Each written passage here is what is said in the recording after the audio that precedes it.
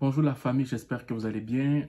Aujourd'hui, je vais parler d'un sujet que beaucoup d'entre vous qui allez arriver au Canada, au Québec, vous allez rencontrer parce que nous qui venons en Afrique ou dans les Caraïbes, du moins dans la grande majeure partie du temps, la notion de la dette n'est pas un sujet qui est comme séparé dans le couple en fait. C'est le genre que dans les parties africaines et les parties caribéennes, dans la grande majeure partie des couples, ok, on se rend compte que la dette est quelque chose qui est commune.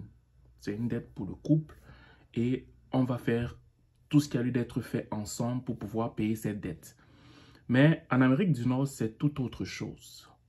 C'est ici que j'ai compris que quand tu as une dette, tu peux être dans un couple avec quelqu'un et chacun paye sa dette. C'est du genre qu'on est marié ou bien on est partenaire conjoint de fait, mais je m'occupe le mari s'occupe de sa dette et la femme s'occupe de sa dette. Donc, raison pour laquelle je fais cette vidéo aujourd'hui, je veux voir vos réactions en commentaire. Selon vous, qu'est-ce qui est mieux d'être fait?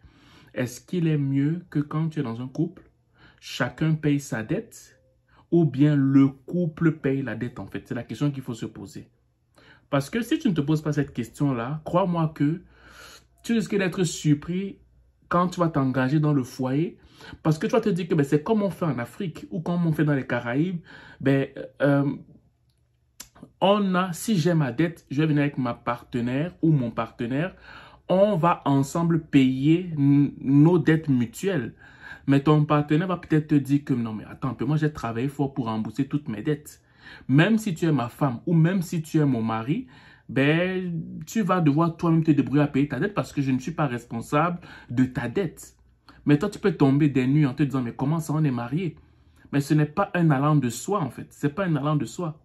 Ne te dis pas que parce que toi, tu penses que quand on est en couple, on doit forcément avoir les dettes mutuelles. Non, non, ce n'est pas comme ça que ça marche.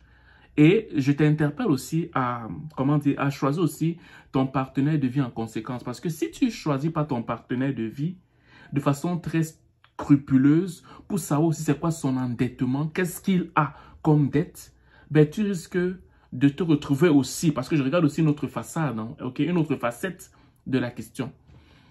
Tu pourrais marier quelqu'un qui est vraiment endetté et en te mariant, tu embrasses une dette que tu étais même censé, je vais dire, balayer de ta vie en fait. Donc, l'autre facette aussi de la question qui est de savoir, dans un couple, la dette doit être commune ou séparée. Ok? La première réponse était qu'elle est commune de par notre background afro, parce que de façon générale, la dette est commune. Tu prends ça pour acquis. Ok? Mais quand tu arrives en Occident, tu vas te rendre compte que il y a beaucoup de gens qu'ils peuvent être en couple, ok? Mais chacun s'occupe de sa dette. Mais je vais te montrer pourquoi plusieurs personnes réfléchissent comme ça aussi. Certaines personnes réfléchissent comme ça parce que ici, vu que c'est un pays qui fonctionne avec le crédit au Canada, c'est très facile d'être extrêmement endetté. Imagine-toi que tu épouses un monsieur ou une dame qui a une dette de 1 million de dollars. Je te prends un exemple comme ça, mais toi, tu n'as pas de dette vraiment. Ou du moins, si tu as une dette, c'est peut-être 30 000, 40 000, 60 000 dollars, c'est tout. Fait quand tu maries le monsieur, ça donne qu'en fait, tu embrasses aussi sa dette. Ok? À moins que, genre, le contrat de mariage exclue ça. Mais sinon, de façon générale, si tu maries la personne, en fait, en gros, tu embrasses aussi sa dette, en fait. Et là, toi, quittant de 60 000 dollars de dette, tu te retrouves à 1 60 000 dollars de dette, en fait. Ok? Maintenant, je ne dis pas qu'il ne faut pas marier quelqu'un qui est endetté. Mais je dis simplement qu'il faudrait que tu prennes conscience de cette réalité-là. Est-ce qu'en prenant conscience de cette réalité, veux-tu tout de même marier ce monsieur ou veux-tu tout de même marier cette madame, en fait?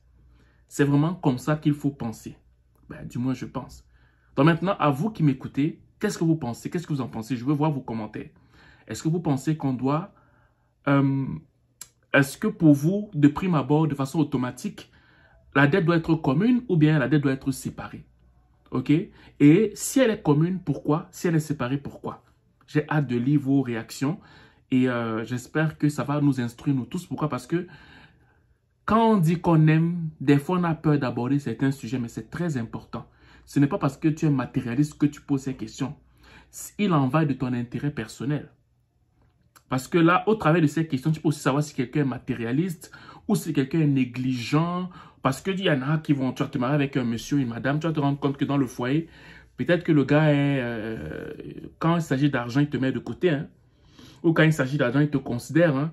Ou quand il s'agit de dette, tout à coup, tu vois que l'amour, ce n'est plus trop ça. Ou sinon, même s'il y a l'amour, tu dois être raisonnable pour ne pas entrer dans quelque chose qui pourrait te créer de problèmes au cas où la relation se sépare. Ok? Et aussi, il y en a, pour finir cette vidéo, qui vont préférer, en dernier ressort, quand des gens ont de grosses dettes, d'abord de régler la dette avant de se marier ou de se mettre officiellement reconnu par l'État québécois canadien, en fait. Donc, j'attends ta réaction. C'est quoi tes réactions en matière de dette? Est-ce que la dette est commune ou bien elle est séparée dans un couple, en fait? Voilà, donc c'est ce que je l'ai fait comme vidéo. J'espère qu'elle va te plaire.